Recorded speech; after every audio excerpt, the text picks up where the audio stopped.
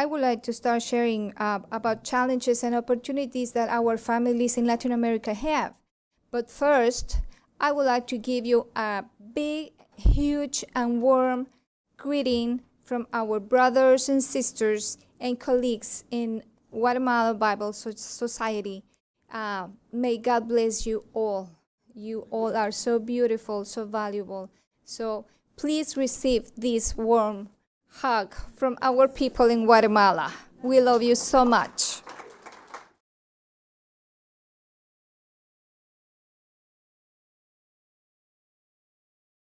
Okay. I would like to start this presentation by sharing the story of Lesbia Gonzalez and her 3 children, Daddy, Manjeli, and Mandri. They were received at the House of Life shelter in Guatemala after she ran away with her kids because she suffered of domestic violence. This was the 4th time she tried to leave her husband because he abused her and the children. He is a very known narco dealer in Guatemala City. And this 4th time, what really moved her to leave him was because Daddy was induced to be a part of the narco gang. She was aware of what it meant to her and the children. She was aware that maybe she was going to die, to be killed by him. But she took the chance.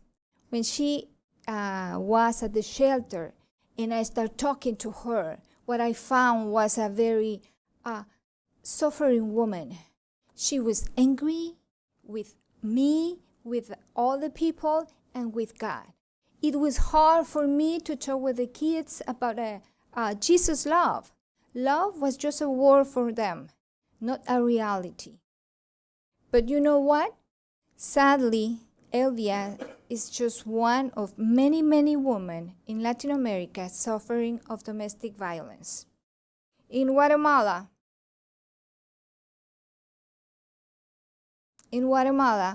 last year, we ended with 870 women that were murdered. 85% of those women were killed by their husbands. Every day, actually, in Guatemala, 18 to 20 people are killed. And sadly, those numbers are not only for my country. Those are numbers for our region in Latin America. I would like to give you some statistics. Violence. 43 of the 50 cities with the highest homicide indexes in the world are in Latin America. 17 out of 20 countries with the highest murder rates were in Latin America in 2017. Drugs. Students as early as 8th grade start consuming drugs like alcohol, tobacco, cannabis, cocaine, crack, and others. And the consumption of at least one of these drugs are widely spread in middle high school students. But what about child abuse? According to UNICEF and based on the Organization of American States Sexual Violence Inform, at least 40 million of boys, girls, and teenagers below 15 years old age suffer some kind of violence, abuse, or negligence within their family circle, school, or social environment. It is very important to highlight a common denominator that spreads across all the countries in Latin America, and that is poverty. Poverty is the number 1 trigger for domestic violence and child abuse. According to this study, there are at least 70 million boys and girls living in extremely poverty, and 2 out of 3 infants are physical and psychologically abused by their parents. When are we talking about extreme poverty? Extreme poverty is defined by those people that live with less than $1.25 per day. According to the Economical Commission for Latin America, CEPAL, the extreme poverty indexes in Latin America increased in 2017. For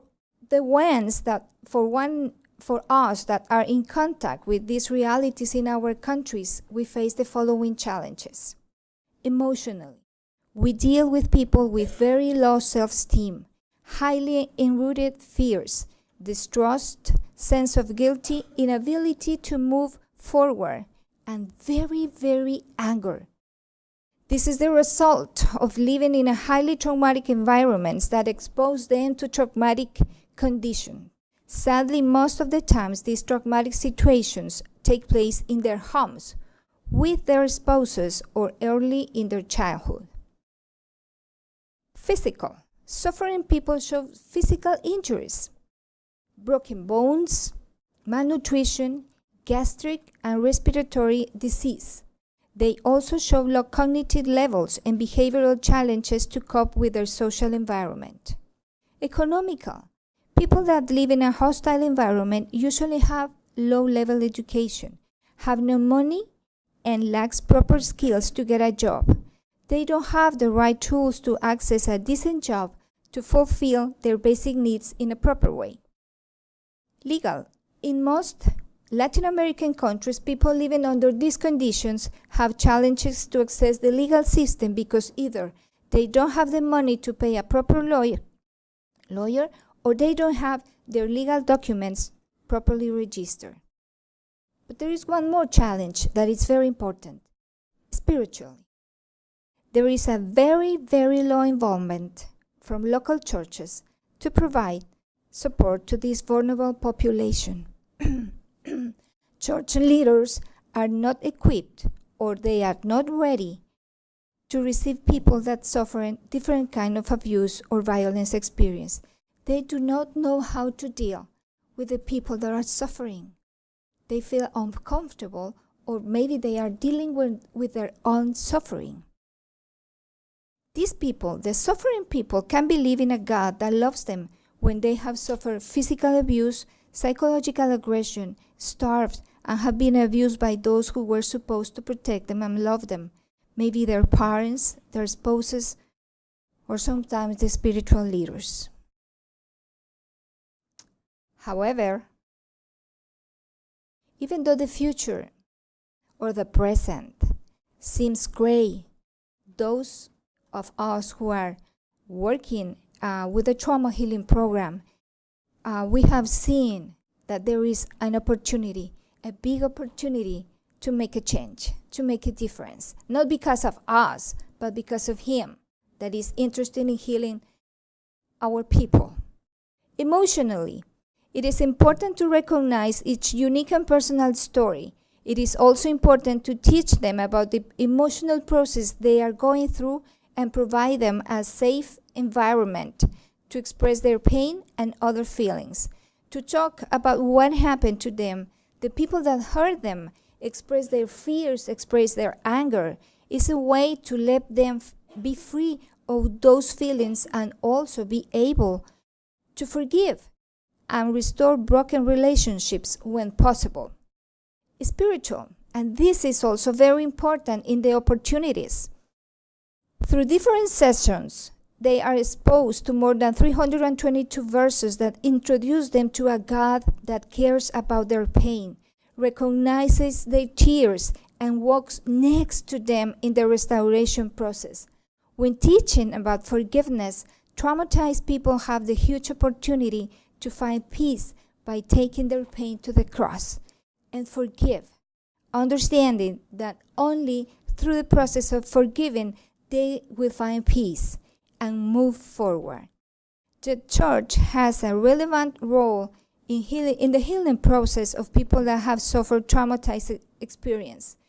In general terms, religion is a key cultural factor in Latin America. Traumatized people also require support in other areas like economical, also legal, physical.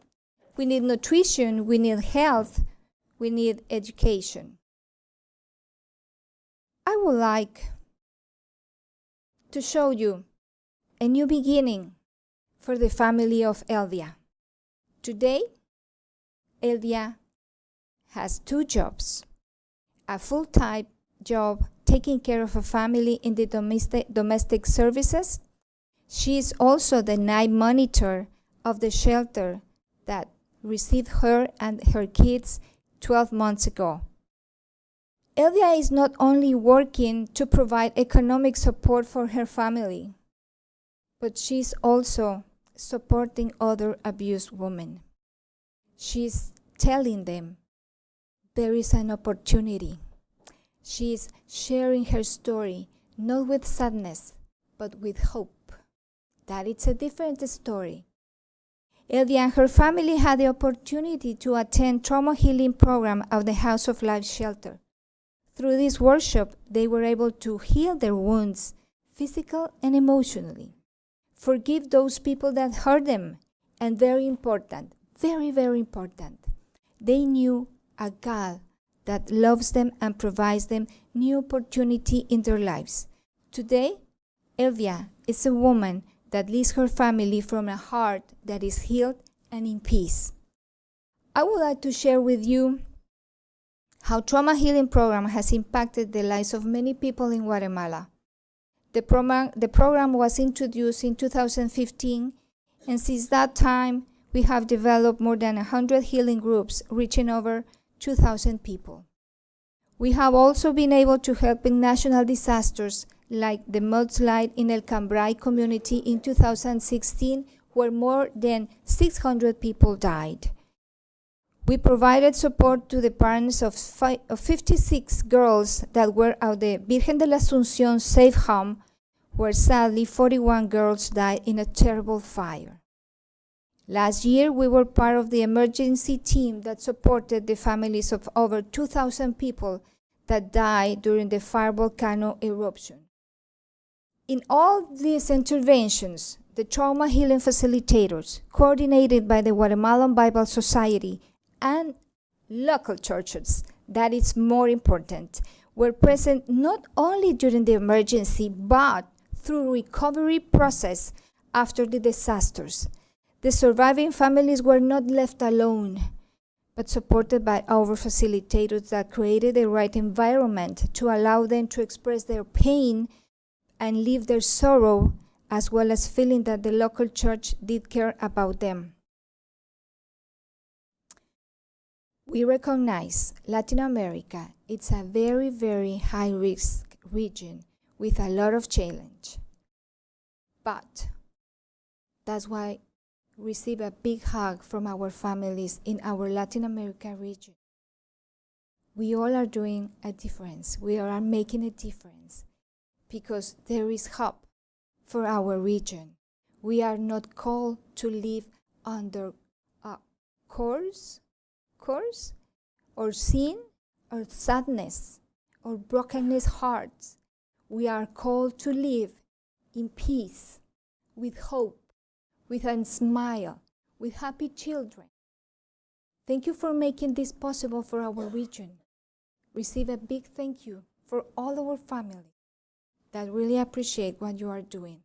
And please, please work in the translation for the new material. We really need it. It is an honor, and I would like to give this verse for you, because I found by myself that there is a God that cares about my tears. They are not left on the earth like nothing. The Bible says He receives them as a special, something that is very special in a bottle and is written in a special book. So if God does that with my tears, what are we going to do with the tears of the suffering people? Thank you very much.